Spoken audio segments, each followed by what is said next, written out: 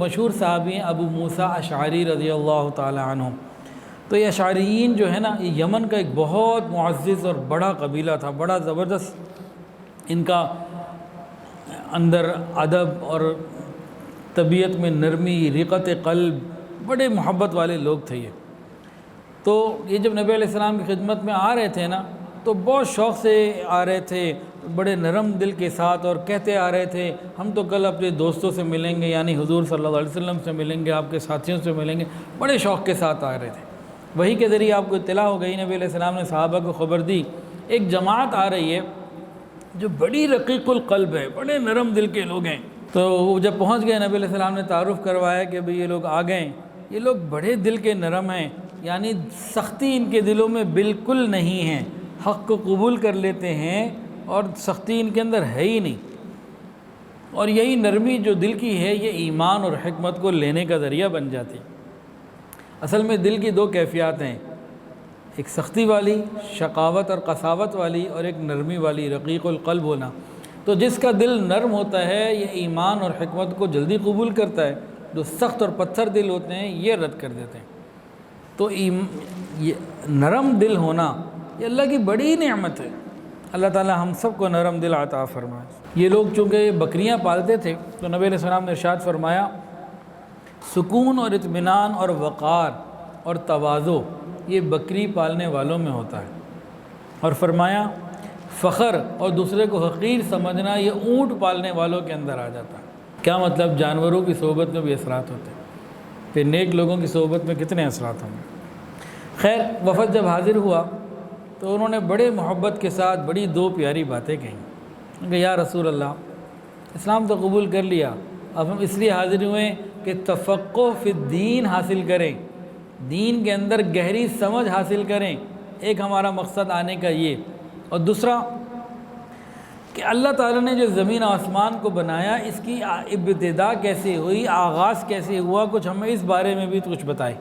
یہ دو مقصد ہیں ہمارے آنے کے۔ کلمہ تو پڑھ لیا، ایک تو دین کی صحیح سمجھ، گہرائی ہمیں حاصل ہو، اور دوسرا جو تکوین عالم کی ابتدا ہے، یہ کیسے کچھ سارا شروع کیا اللہ نے، زمین آسمان کا نظام، اس کے بارے میں بتائیں۔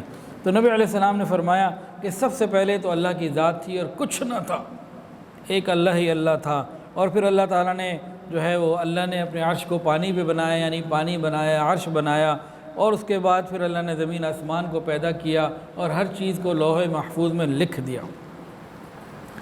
یہاں ایک عجیب بات ہے،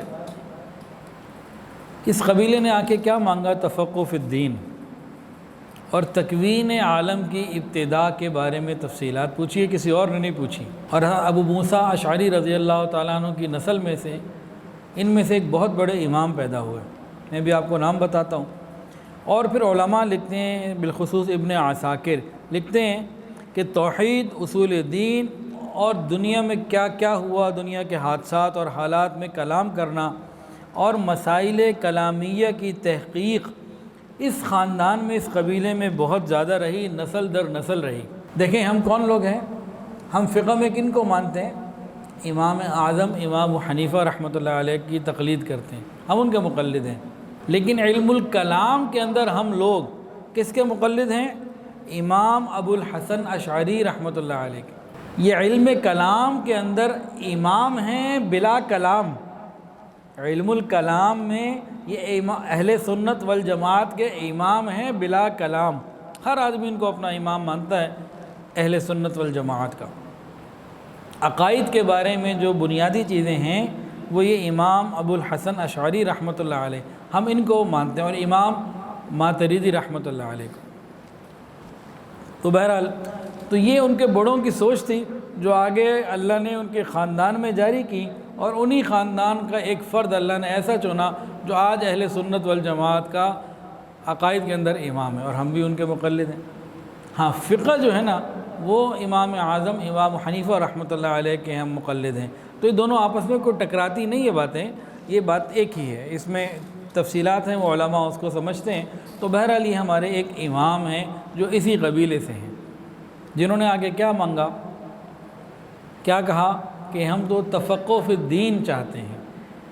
اللہ ہمیں بھی طلب اور شوق عطا فرمائے کہ ہم اپنی اولادوں کے لیے تفقہ فی الدین کے طالب بن جائیں۔ ویڈیو کے نیچے سبسکرائب کے بٹن پہ کلک کریں، بیل کے آئیکن پہ کلک کیجئے تاکہ ہر نئی ویڈیو کی نوٹیفیکیشن آپ کو مل جائے۔